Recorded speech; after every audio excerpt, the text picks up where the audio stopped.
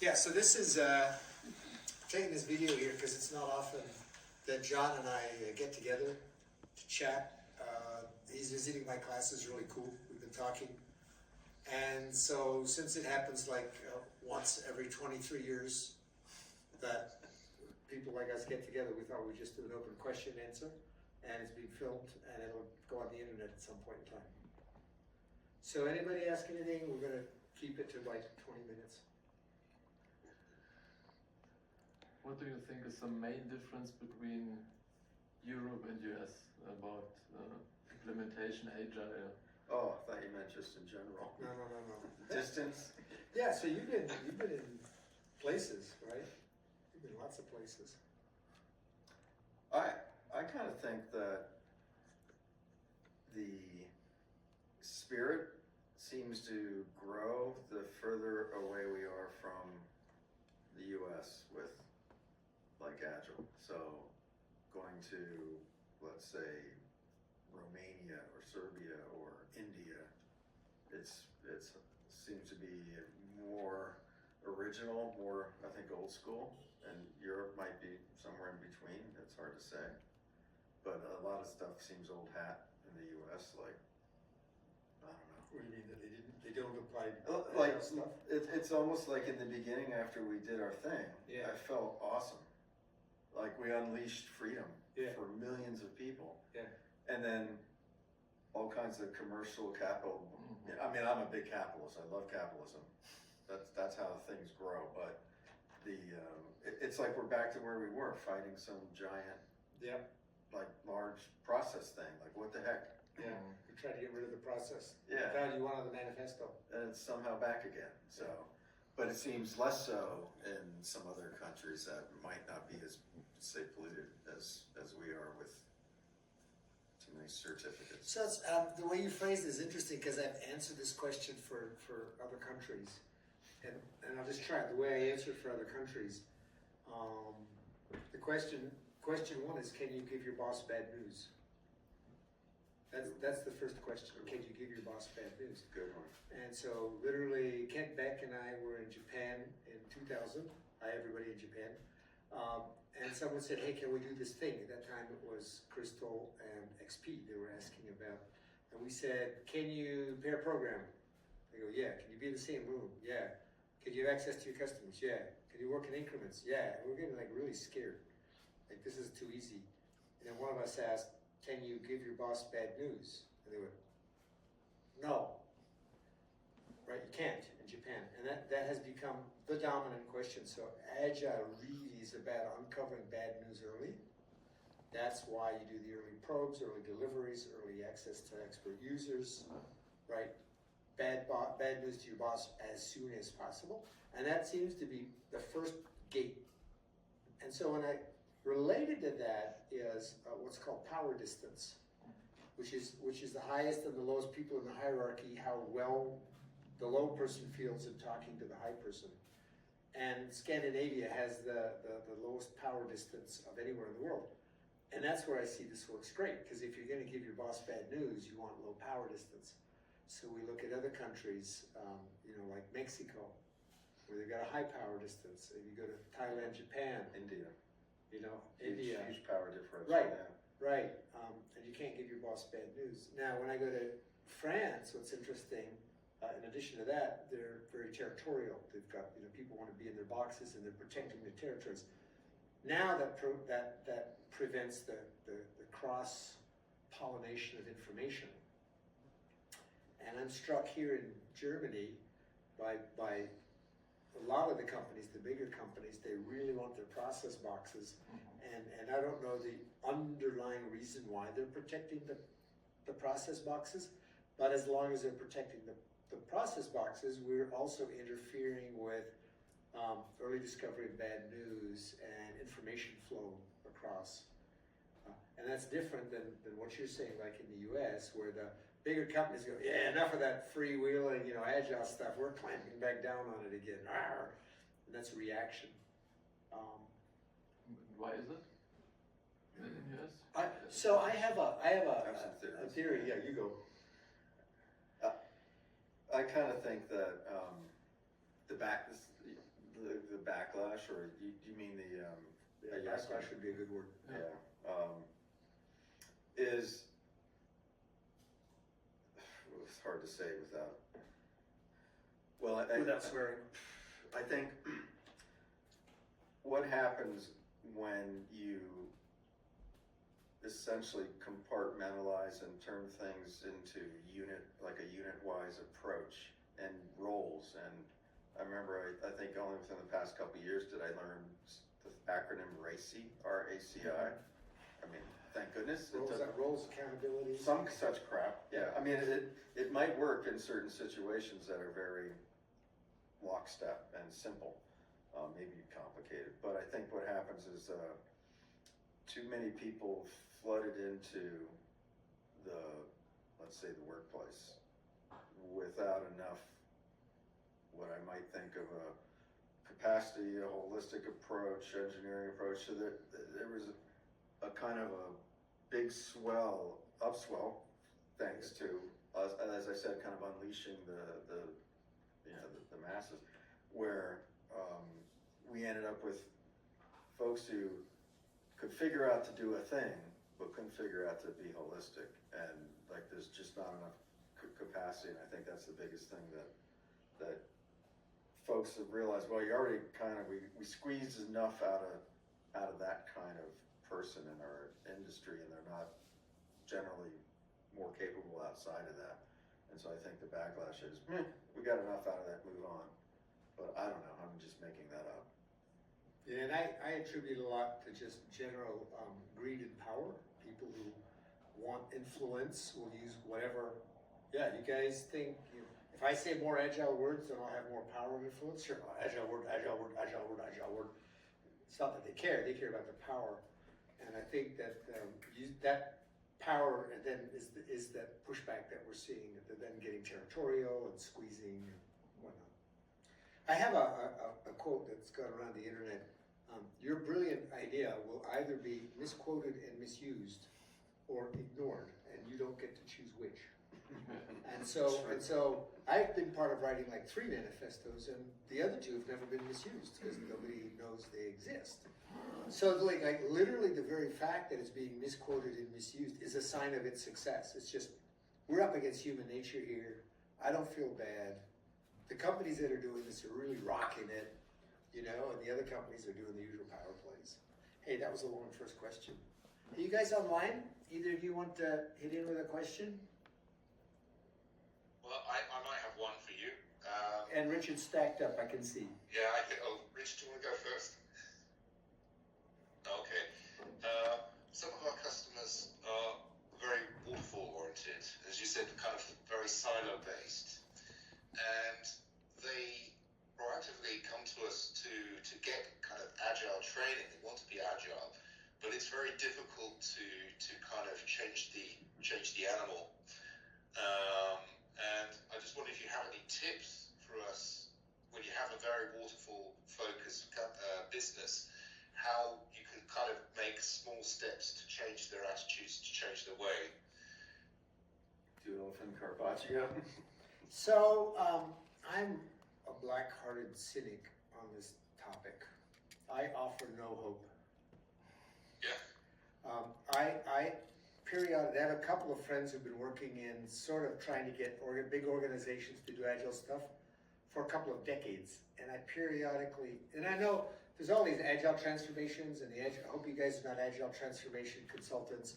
They all brag about all their transformations, and every now and then I ask these 2 guys, have you actually seen an agile transformation yet? A decent sized company, and they tell me no. Okay, and I've been around for 25 years, and I went to ING in 2017, and I gave them a clean bill of health, and I said, you did it. I said, but you're in danger because your board of directors decided to do this in the moment your board of directors changes. The new board of directors didn't sign up for this. Also, they merged Holland and Belgium, and I said, the Belgians are not going to listen to the Dutch. And sure enough, the Belgians won, and they got a new board of directors, so they're not in anymore, right? So I'm not optimistic, is my point. And I watched you know, there was an IBM, Can You Teach an Elephant to Dance was a book, Elephants Can Dance or whatever, right? And at the big corporation, I think you're dominated by power and fear, right? Greed and fear. And so I don't aspire to that, right? I personally do not aspire to change the entire organization. What I have seen work is when they build a new building and they say, this building's going to work in an agile way, anybody who wants to do that, join. Then the people who enter the building already enter with the agile mindset, and then they can do it. So I've seen several examples of that. Startups can do it, they don't have to change a culture. You build a new division that's only going to work agile, that works. But to take existing thing and switch it, I haven't seen it yet. So, but you know, here's the deal. You can't just give up, because what are you gonna do? Go home and no, you have to like keep working and keep. And I'm hoping, I'll tell you the truth, that just the younger people coming up are just gonna refuse to work in the older way, and they'll just wait till they're in power, right? And then they will loosely. And here in Germany, like I'm gonna do this. I was an exchange student in Sweden when I was in high school, and they have formal and informal, do and need. And when I was there, everybody was, here's somebody, need this, right? Formality. And now I did that. I said need to somebody, and they were, why are you angry at me? They all do, and first name. Wow.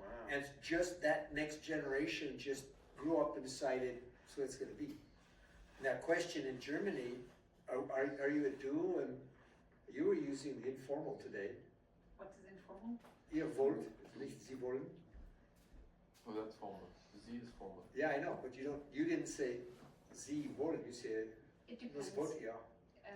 I use still in the formal one as well. Yeah. So that for me is the tip off. If I was in, I don't know if I was in Germany or in France, and they said, do you use the formal or the informal? And they said, we use the informal. I said, okay, so you have a chance. Because if you're using the formal, I don't think that you have a chance. Because you don't have the, like, I'm just going to open up and tell you what my problem is, which is what we're looking for. Yeah,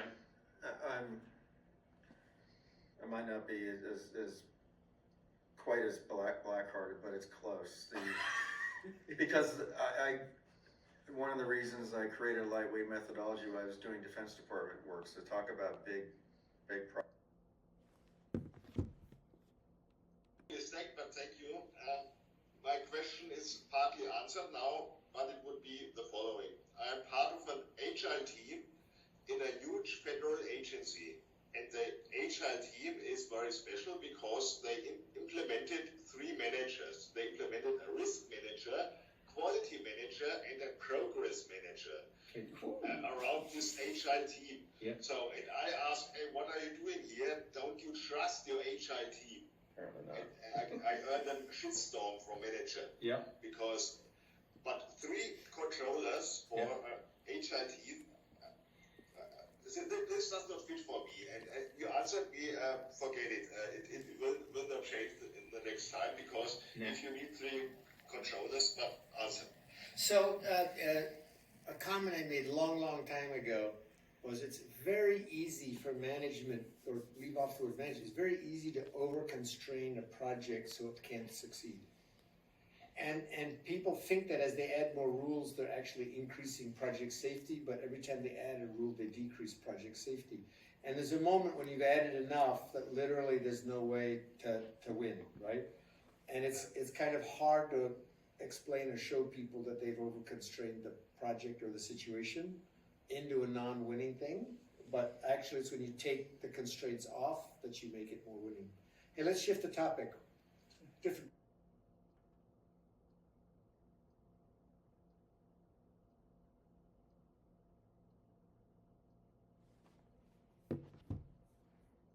Got him to kind of say, well, we want to work with your teams, doing the real work that they're doing. Okay, good. Well, we have 50 teams. Yeah, no. 50 teams, are you insane? No, let me negotiate that down to 8. Even that was hard. I wanted 4. But it was like over 9 months we were able to do something. But who knows how much. But so that it's very challenging in a large organization because the status quo is so, I mean, it's there for a reason. So at best, maybe you can make some carve things out, start something new, show a different way, but toiling away in that sort of large, heavyweight world is, I don't know if it's a labor of love, but So I have a number of friends who are in the Agile transformation coaching business. And one of them, brilliant lady, been working at this big company I won't name, and for like a couple of years, and really breaking down barriers and getting people together, and the mood was going, morale was going good. And then some new financial officer came in and made some edict, like this, killed like everything, undid everything that she had done. And so she was obviously depressed, and was calling me up and talking. And I said, look, you have a mega company and you have one person. It's like a swimmer in the water trying to turn a super tanker by pulling on a rope, right? And so we used AI to generate a picture of a swimmer in the water holding onto a rope and a super tanker and trying to turn it. That's one person trying to turn. Like even the CEO can't do it. I said, but look, you improved the lives of like 30 people around you, and you got a paycheck. Like, what do you really want? Right? What do you really want? You improved all these people's lives, and you got money in the bank, and you're living. Like, that's pretty cool. And then turning the super tanker, that's not actually your job. That's not going to happen. So work with where you can, take what you can do, make life better around you, and take the money and go home. So that's how I live, right? That's given how cynical I am. I go like, that's fine. I'll make life good for the people wherever I visit. They're a little bit happier. They go home. They're a little bit more comfortable, a little bit less fear, right? A little bit more relaxed. Cool. That's what I can do. It's great what advice. I can do. Yep. The Agile manifesto for you, we should carry about in the future. Oh, I have a question for us that I've told. If you ever get another signatory of the manifesto, you must ask this question. So I will have to ask this question after we answer this one, and maybe it'll be our last one. So go ahead. What was the question again? What's the one what? What's the one thing of the Agile manifesto we should care about in the future? That's easy. Take Okay, this what do one you think? with us. I think it's the first bullet.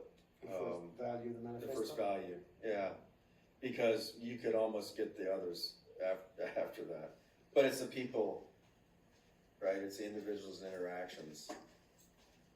And we don't mean instead of. Over means some sort of judgment over process and tools. Yeah. And I always would say I'm a process nut, and I love tools, built tools, sold tools. But my good friend, adaptivist Jon Turley, he says, no, John, you're a value nut. That's, that's what you are.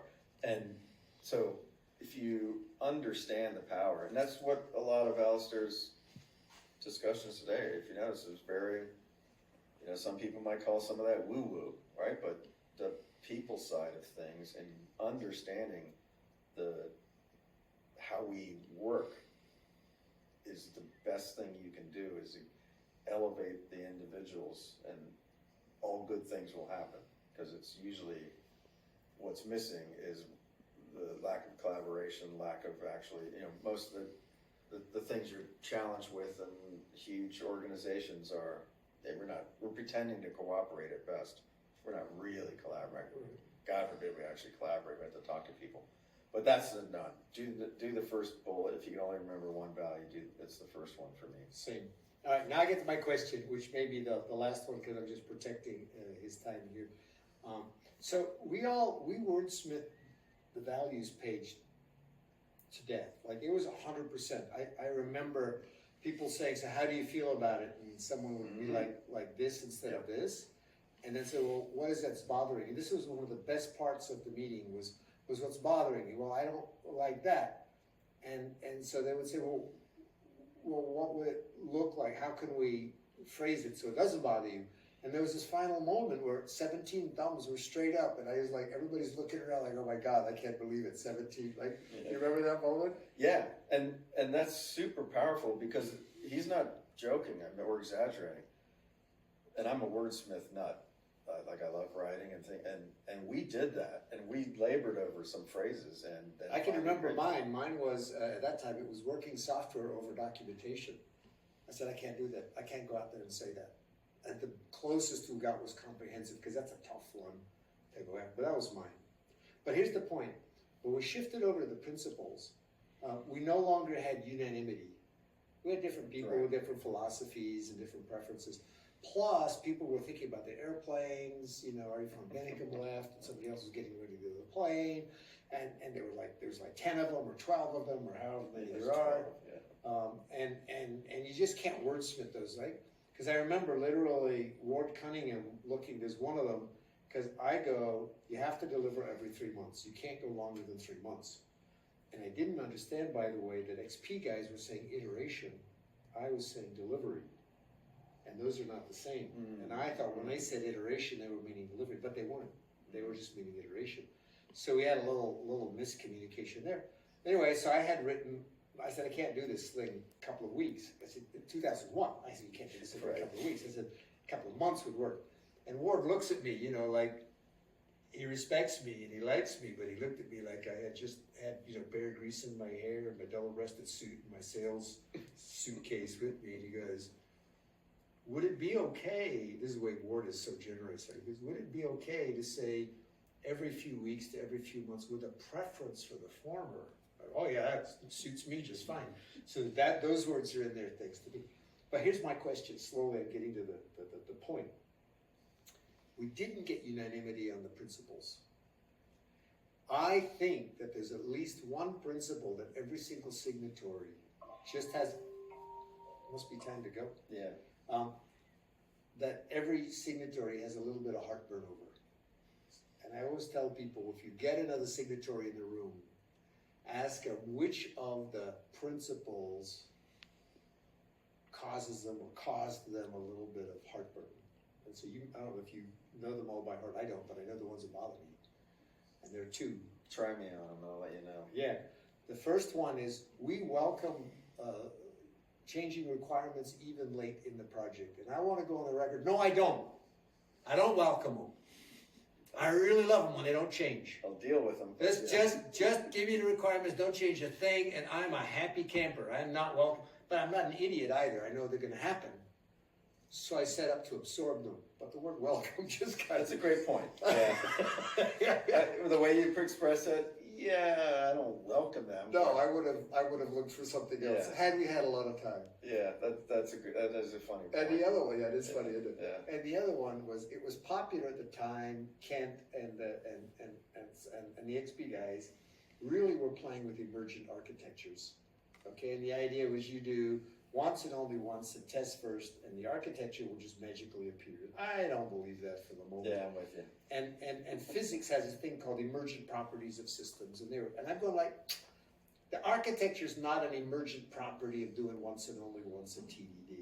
Now, the way I satisfy myself is like a car emerges from the fog. It didn't like materialize out of particles. It was always there, and it becomes clearer. And as we advance, we clear the fog and we see the shape of the car, or we can create a car there. So but the conversation at the time was emergent properties of systems, and they were like, and so man, if we had time, I would go after that one. So those two give me heartburn. Yeah, I mean, those are good ones, because I think I too would, I don't want to say scoff. Yeah. You know, like maybe with certain really awesome folks that you might be able to work that way, but I always use the phrase just enough. Yeah. And I'm going to have an inkling about certain things, and they're architecture-wise, and also I'm going to understand the non-functional requirements. There's some insane non-functional requirements. I usually mean like a crazy performance or something that requires something super novel versus, oh, this is just another multi-tenant web app. I might yawn. But something might catch my eye, and I'll choose to, oh, okay, that's certain thing is, you know, that definitely might not emerge. You know, I might really have to Yeah, prove. we're gonna dig in on that. Yeah. So that simple phrase can yield many different approaches based on who it is in your context. But yeah, that's a good point. It's a good point. Yeah, those are good ones. So for fun, like next time, but I don't remember the principles. I don't even know if there are 10 or 12 of them, but get them out there and challenge, like, which one of these is the weakest for you. But those are my two. Yeah, and speaking of another first one, the first principle is a really good one. So if you got the first value, individuals and interactions that were present, and the first principle is satisfy the damn customer. Yep. You know, you'll get money, and you'll be able to you know, figure out what the rest are later. Yeah. But if you don't do that, nothing else matters. Yep.